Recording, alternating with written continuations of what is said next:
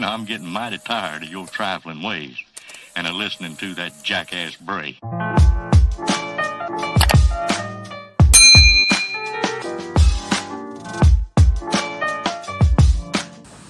Assalamualaikum warahmatullahi wabarakatuh. Apa kabar semuanya? Perkenalkan, nama saya Muhammad Holil dari Program Studi Pendidikan Bahasa Inggris Universitas Pancasakti Bekasi. Di video kali ini saya akan memaparkan materi tentang ilmu pendidikan Islam, pengembangan pendidikan integratif di sekolah, keluarga dan masyarakat oleh Dr. Muhammad Rokib MAG. Nah, sedikitnya saya akan membacakan dan menjelaskan tentang beberapa poin penting mengenai ilmu pendidikan Islam, pengembangan pendidikan integratif di sekolah, keluarga, dan masyarakat yang sudah saya rangkum. Oke, untuk poin yang pertama saya akan memaparkan tentang membaca dan menulis sebagai pintu pendidikan Islam. Di sini dikatakan pendidikan lewat membaca atau iqra dan pena atau kalam. Bacalah dengan menyebut nama Tuhanmu yang menciptakan, yaitu Allah Subhanahu wa taala. Demikian terjemahan ayat pertama dari Quran surat Al-Alaq ayat 96 yang turun kepada Rasulullah SAW. Perintah Allah kepada Nabi agar membaca diberikan paling awal dibandingkan dengan perintah apapun. Membaca merupakan aktivitas awal dalam pendidikan. Tanpa membaca maka seakan tidak mungkin adanya pendidikan. Membaca merupakan kewajiban bagi setiap muslim yang berakal atau akil dan dewasa atau balik. Membaca juga merupakan jendela untuk melihat hasanah, ilmu pengetahuan, dan jalan lapang untuk memahami dunia. Allah mengajarkan kepada manusia tentang suatu yang belum mereka ketahui, mengeluarkannya dari kegelapan dan kebodohan atau jahiliyah, dan mengarahkan kepada cahaya ilmu pengetahuan, teknologi atau iptek, dan membuat umat manusia sadar akan rahmat yang tak ternilai harganya, yaitu pengetahuan menulis dan membaca yang dari keduanya dinamika ilmu berjalan kontinu dan menyentuh segala sisi kehidupan manusia.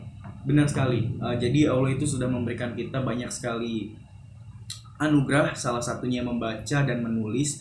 Betapa pentingnya di dalam pendidikan untuk membaca dan menulis. Ya, berarti saya setuju dengan apa yang sudah tadi dikatakan, bahwa membaca itu bisa mengarahkan kita kepada cahaya ilmu, kepada pengetahuan, kepada teknologi yang sebelumnya kita belum ketahui. Tapi dengan kita membaca, jadi kita mengetahui segala hal tentang dunia luar, tentang apapun itu yang sebelumnya belum kita ketahui. Saya sangat setuju dengan apa yang sudah dikatakan di sini. Jadi kita dapat menyimpulkan bahwa membaca itu sangat penting. Nah, tadi kita sudah menyinggung tentang membaca dan menulis. Mungkin di sini di antara teman-teman juga masih berpikiran bahwa membaca dan menulis itu hanya bisa dilakukan di suatu lembaga yang formal saja. Lembaga formal bisa kita katakan sebagai di sekolah, di tempat pendidikan, di perkuliahan, kayak gitu ya kan. Tapi menurut saya membaca dan menulis itu bisa kita dapatkan di suatu lembaga yang non formal juga. Seperti apa non formal? Jadi seperti di tempat ibadah ya kan, di masjid, atau misalnya di suatu organisasi masyarakat tertentu seperti pesantren atau seperti organisasi yang lainnya. Oke, untuk poin selanjutnya kita akan membahas tentang pengertian pendidikan dan pengajaran dalam Islam. Apa sih yang dimaksud dengan pendidikan dan pengajaran? Apakah sama gitu? Sebenarnya pendidikan atau pengajaran itu sama. Sering kita katakan pendidikan atau pengajaran atau sebaliknya. Jadi pengajaran itu dapat diartikan sebagai pendidikan. Nah, belajar atau pendidikan juga sering dikaitkan dengan yang namanya sekolah ya kan. Padahal sekolah itu hanya suatu lembaga atau suatu tempat di mana untuk para peserta didik belajar.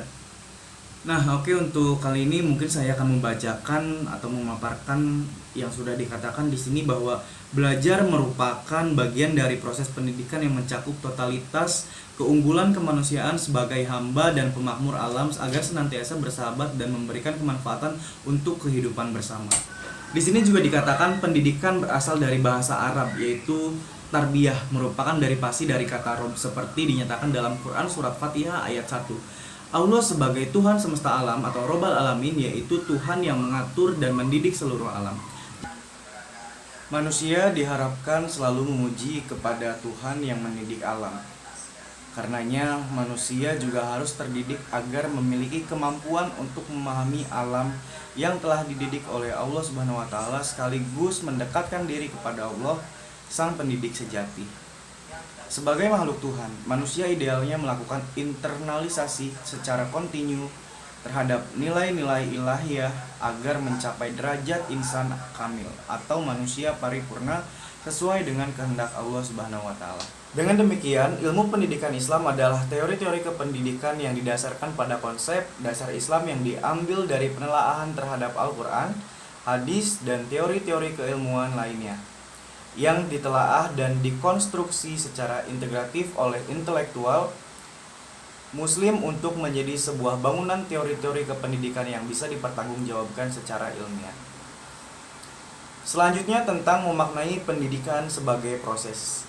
Secara terminologis, pendidikan merupakan proses perbaikan dan penyempurnaan terhadap semua kemampuan dan potensi manusia. Pendidikan juga diartikan sebagai suatu terhadap suatu kemampuan manusia untuk membina kepribadiannya sesuai dengan nilai-nilai dan kebudayaan yang ada dalam masyarakat. Dalam masyarakat, peradabannya sangat sederhana, sekalipun pendidikan telah ada semenjak munculnya peradaban umat manusia. Sebab semenjak awal manusia diciptakan, upaya membangun peradaban selalu dilakukan. Manusia mencita-citakan kehidupan yang bahagia dan sejahtera. Melalui proses pendidikan yang benar dan baik, maka cita-cita ini diyakini akan terwujud dalam realitas kehidupan manusia. Pendidikan diperlukan dan dilakukan pertama kali oleh anggota dalam realitas kehidupan manusia, keluarga, terutama orang tua dan anak-anak, dengan mempertimbangkan efektivitas dan efisiensi. Oleh karena itu, keterbatasan waktu dan fasilitas yang dimiliki orang tua, akhirnya didesain dengan pertimbangan yang mudah, murah, dan sukses sesuai tujuan. Lembaga pendidikan dengan keluarga jika ditarik pada wilayah politik kenegaraan, kesepakatan ini menjadi keputusan nasional yang dirumuskan menjadi tujuan pendidikan nasional. Pendidikan diperlukan dan dilakukan pertama kali oleh anggota keluarga, terutama orang tua terhadap anak-anaknya. Dengan mempertimbangkan efektivitas dan efisiensi oleh keterbatasan waktu, untuk mengatasi keterbatasan tersebut, lembaga pendidikan didesain dengan pertimbangan edukatif agar proses kependidikan berlangsung dengan mudah. Pendidikan pada umumnya ditujukan untuk menanamkan nilai-nilai norma tertentu sebagaimana yang telah ditetapkan dalam filsafat ilmu, yakni nilai atau norma yang dijunjung tinggi oleh suatu lembaga pendidikan. Yang berikutnya itu tentang ruang lingkup pendidikan Islam. Dengan mengacu pada pendapat Zakiyah Darajat dan Nung Muhazir, konsep pendidikan Islam mencakup kehidupan manusia seutuhnya, tidak hanya memperhatikan dan mementingkan segi akidah atau keyakinan, ibadah atau ritual, dan akhlak atau norma etika, tetapi jauh lebih luas dan dalam daripada semua itu. Para pendidik Islam pada umumnya memiliki pandangan yang sama, bahwa pendidikan Islam mencakup berbagai bidang, yaitu yang pertama suatu keagamaan, yang kedua akidah dan amalia, ketiga akhlak dan budi pekerti, keempat fisik biologis, eksak, mental, psikis, dan kesehatan. Dari sisi akhlak, pendidikan Islam harus dikembangkan dengan didukung oleh ilmu-ilmu yang terkait.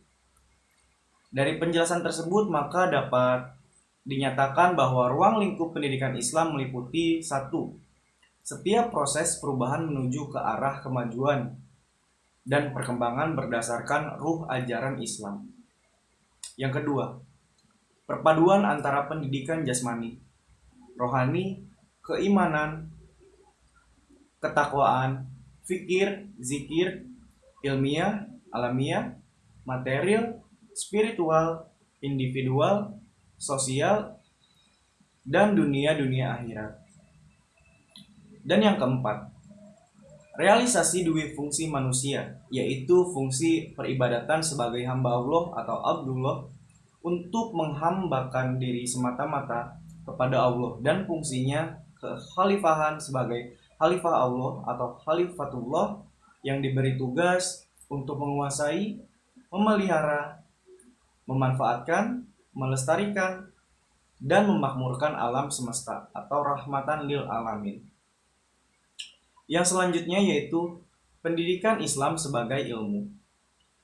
Ilmu pendidikan Islam dapat didefinisikan sebagai ilmu yang mengkaji pandangan Islam tentang pendidikan, yang menafsirkan nilai-nilai ilahi dan mengkonsumsikannya secara timbal balik dengan fenomena alam dan sosial.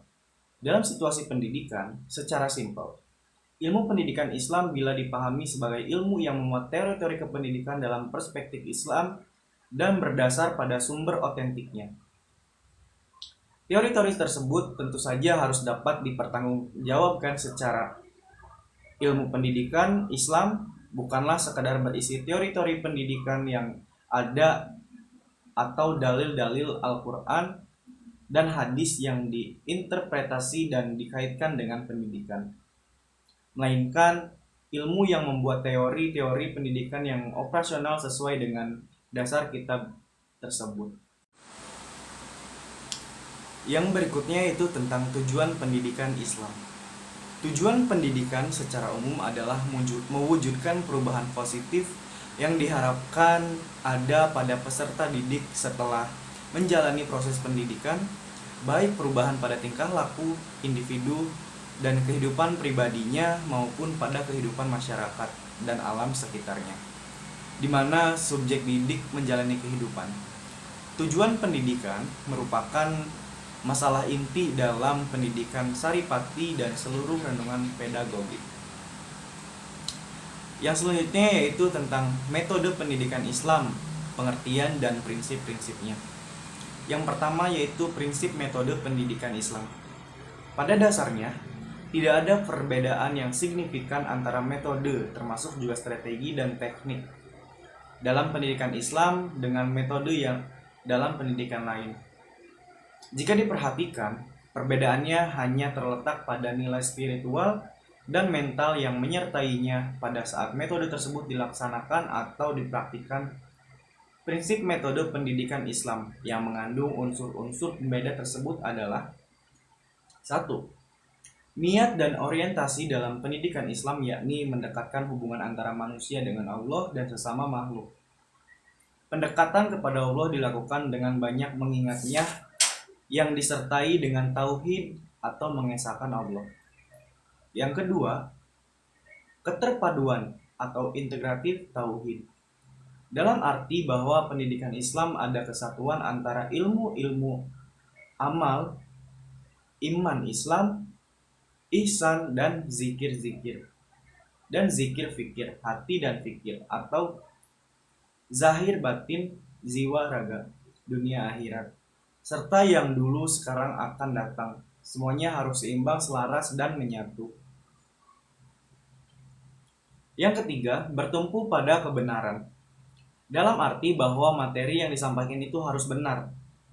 Harus benar disampaikan dengan cara yang benar dan dengan dasar niat yang benar. Mencari kebenaran dan jalan lurus ini harus dilakukan selama manusia masih menghembuskan nafas. Yang keempat, kejujuran dan amanah atau sidik amanah. Berbagai metode yang dipakai dalam pendidikan Islam harus memegang teguh prinsip kejujuran atau akademik, kebohongan dan dusta dalam bentuk apapun tidak bisa dibenarkan. Yang kelima, keteladanan. Dalam pendidikan Islam ada kesatuan antara iman, ilmu, amal. Pendidikan dituntut menjadi contoh teladan bagi peserta didiknya. Yang keenam, berdasar pada nilai metode pendidikan Islam tetap berdasarkan pada nilai-nilai etika moral, al-akhlak, al-karimah. Pendidikan mengajar praktikum kimia dan biologi misalnya. Dia tetap harus menjaga hubungan antara laki-laki dan perempuan. Tidak bisa berduaan di ruang tertutup yang bisa mengakibatkan munculnya fitnah. Yang ketujuh, Sesuai dengan usia dan kemampuan akal anak, pendidikan hendaknya diberikan kepada peserta didik setelah mereka berusia minimal 7 tahun.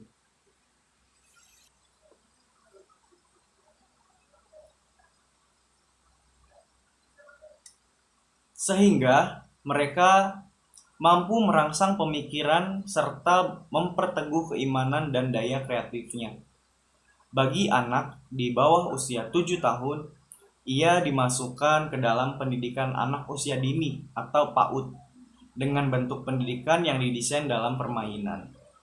Yang kedelapan, sesuai dengan kebutuhan peserta didik atau child center, bukan sekedar untuk memenuhi keinginan pendidik, apalagi untuk proyek semata.